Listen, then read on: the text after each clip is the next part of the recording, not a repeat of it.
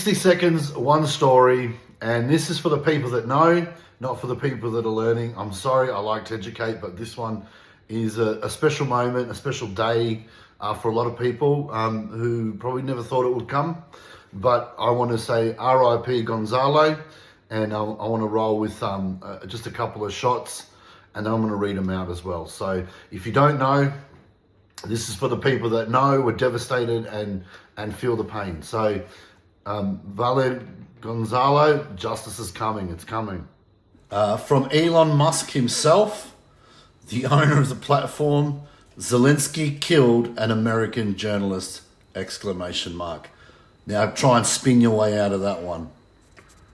And this tweet is from David Sachs. He's the czar for AI. He's part of the PayPal mafia. He's going to set up PayPal, all of that. He does a really good podcast with other heavy-hitting business people. So he's not exactly a nobody. He's right in the administration. And this is what he wrote.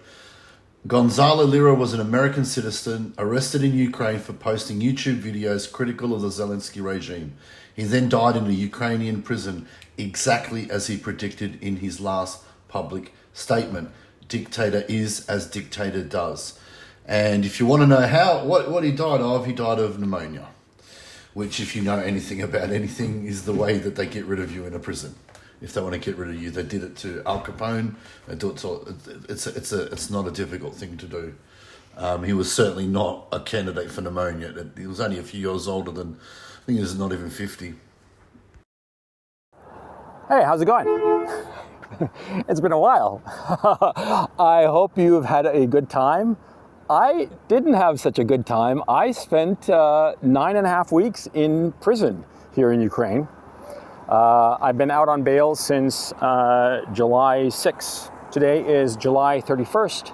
And to prove the time, I just checked on my subscription. Defense Politics Asia, which is a pretty good channel, just put out a video called Niger on the Brink of Regional War. That should prove the time that I'm recording this video. Now, if you've seen that and you feel the same way I feel about it, this is the culmination. It's kind of like the tragedy at the end of the movie, where the guy is doing the wrong thing, and then it smacks him that what he's doing, and this still didn't snap the Biden administration out of it. That was a man with a daughter. That was a man who's, I watched him every day, and I didn't think that his videos were particularly insightful. It was just interesting because he was right there in Kharkiv. He's an interesting guy, and his life was snuffed out. And after that video, he never returned. He never went across the border. He was supposed to cross the border and get out of the country, but he never did.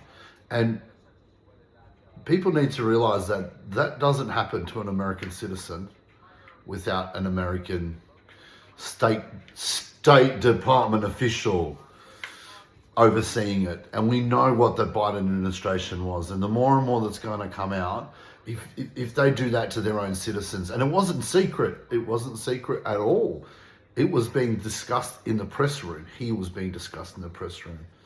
And for what?